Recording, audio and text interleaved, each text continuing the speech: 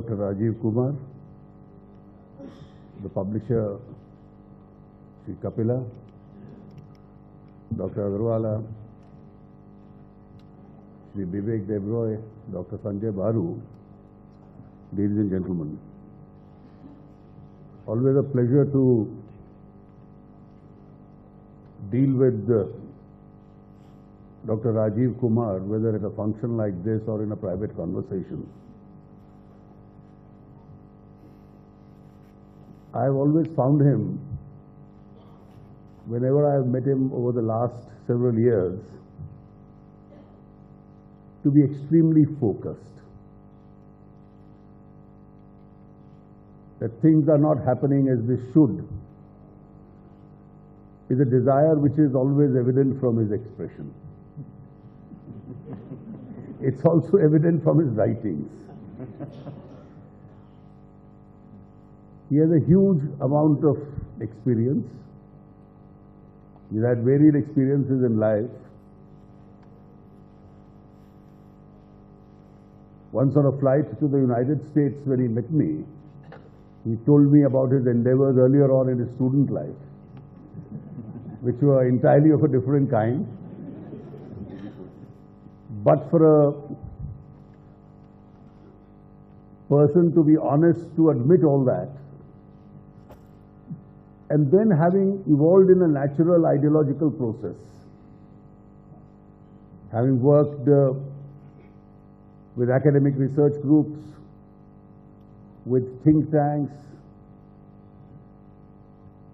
with business chambers, having advised governments on policy, he has emerged as a very important and a very sane voice. And I think where one of the areas where we lack,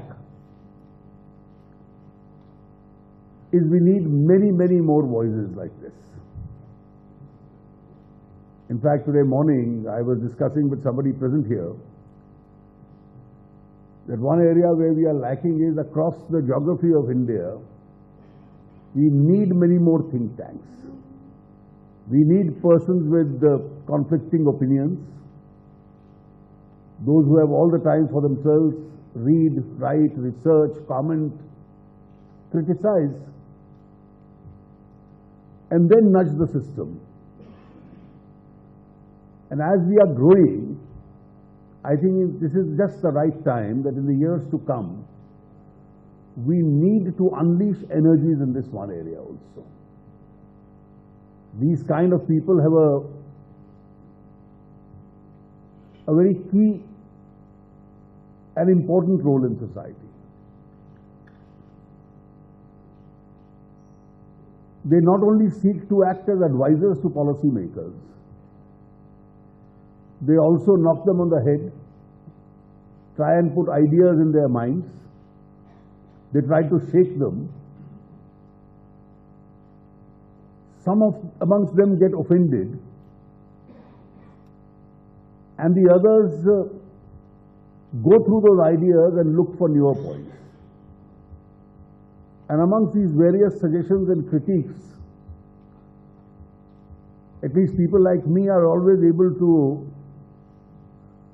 discover some valuable addition to your own knowledge and thought process. His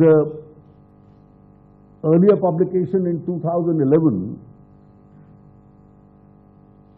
was appropriately titled Many Futures for India. There probably was a desire for a greater future, but there was also an uncertainty about the direction of the future. And that is something which he just now commented upon.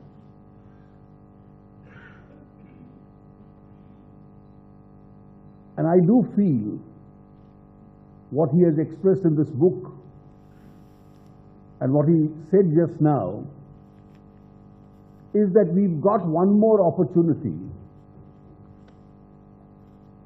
to respond to these aspirations. And it's an opportunity where we can't afford to fail.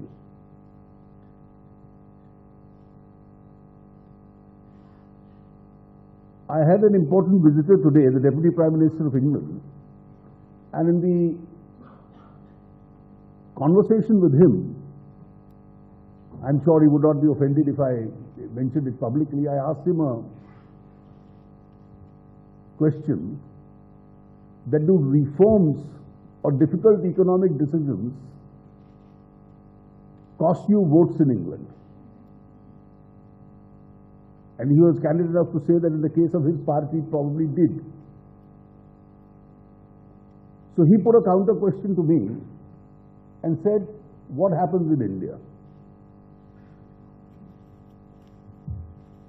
I told him in India we have three options. The first option is not to do anything at all. And that the last few years have shown doesn't work. The second option is to just go in for sheer populism. And I can assure you that there is a lot of interest, at least a large number of my friends in politics have across parties, that a populist decision which looks attractive will always deliver.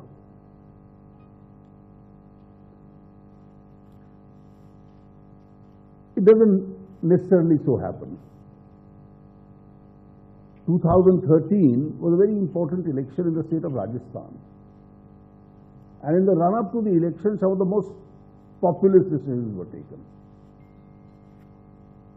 The party taking all those decisions, which otherwise did not have a great track record in governance in the state, with all those populist decisions lumped together, got the lowest ever seats in history. So that alone doesn't help. Will prudent governance help, which is the third option? Will the correct decisions help? My honest answer to him was that in real politics, you need to have prudent decisions, and you will probably like to add to it some process which is also clever economics, at the same time keeps your constituency happy. So some element of prudent economics and clever politics, if they mix together, can work in India. Each society has its own different story to tell from its experiences. You need decisive leadership which can take a difficult decision. Because if you don't take difficult decisions, then you'll keep postponing them and eventually reach nowhere.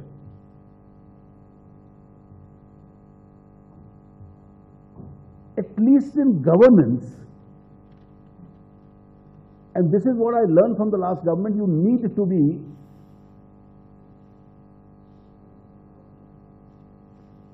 fair and non-confrontationist.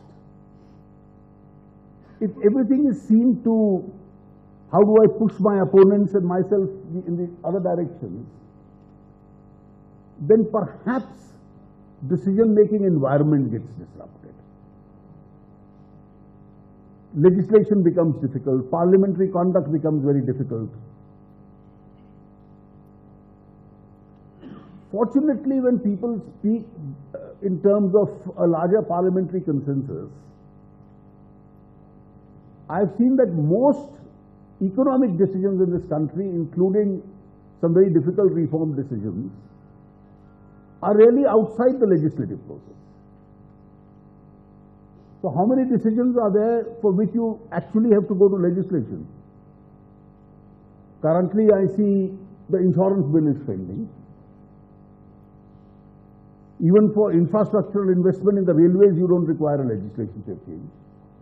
It's only when you go to operations you require a legislative change. Maybe for any kind of a labor law regime, you'll require a legislative change. But for most other initiatives, you don't require a legislative change. And my experience of the last two sessions of Parliament has been that at least most mainstream parties, if logically explained to them, have been in support of some of the changes which you want to bring about. I saw foreign investment in defense didn't invite any form of serious criticism. Even a few suggestions that I made about rationalizing subsidies. When I asked the leader of the largest party in opposition in the Lok Sabha whether he and I were entitled to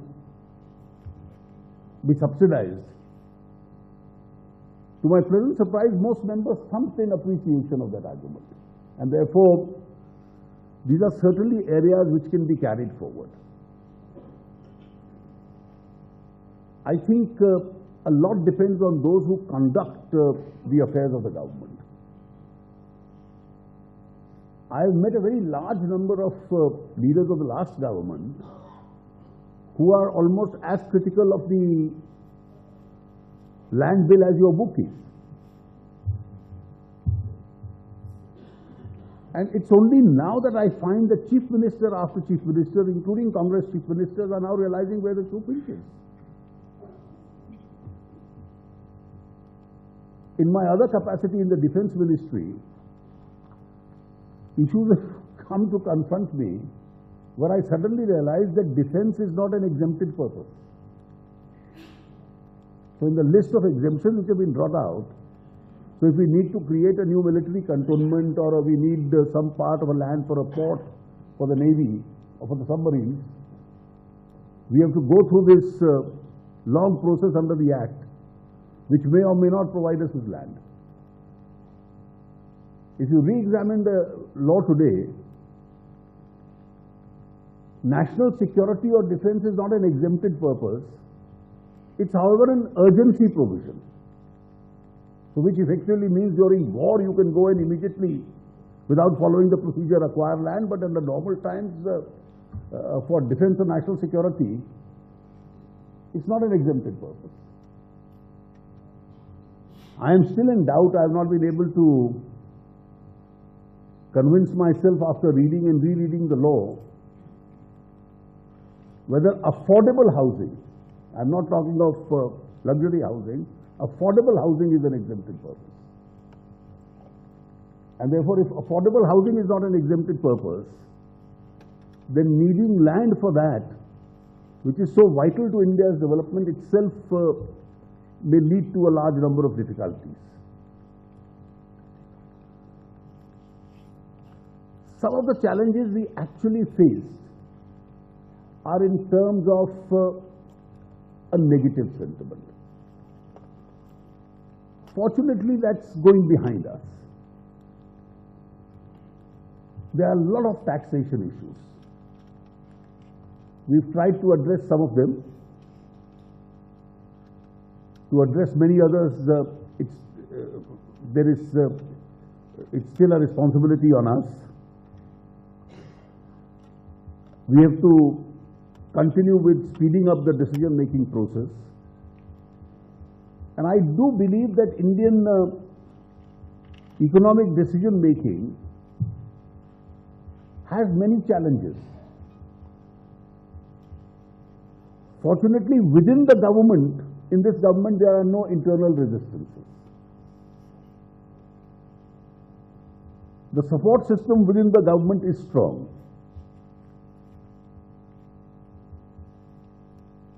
The parliamentary process also does not bear a very serious problem. It's broadly supportive. And some of those who oppose really are not able to sustain that argument. I mentioned yesterday in Kolkata in a lecture that I was delivering there that the ruling party in the state was very vehemently critical of increasing FDI in defense. And when I tried to reason out with their MPs separately, they said, well, our party is in principle opposed to it. So I went to Calcutta and asked them yesterday, what were you doing in Singapore then? So they also realized that they require resources as an additionality of resource required for more and more economic activity. And I illustrate this not to score a point, but really that most people are now realizing the limitations of that. I think the challenge is great, but I would expect thinkers and writers like you to keep on writing, keep on giving ideas, keep on, if not criticizing, at least reminding us that we haven't done enough and what's the balanced road ahead.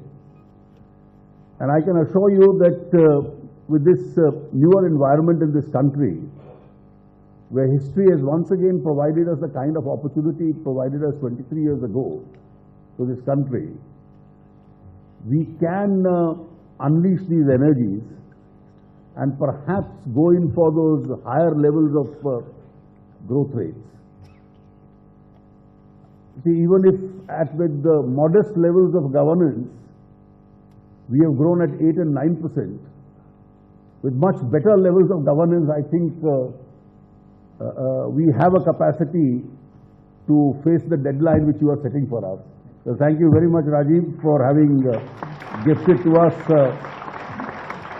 your ideas through this book, and I'm sure you will continue to move ahead in this direction. I am anxious to listen to our other two friends today, Dr. Baru, who from an economist went on to become a contemporary historian, and Vivek, who always has something more to tell us that we want to hear. Thank you very much once again. और पाकिस्तान ने जब अपना चेहरा दिखलाना शुरू किया तो कठोर निर्णय लेने की भी हिम्मत हम में थी कि पाकिस्तान को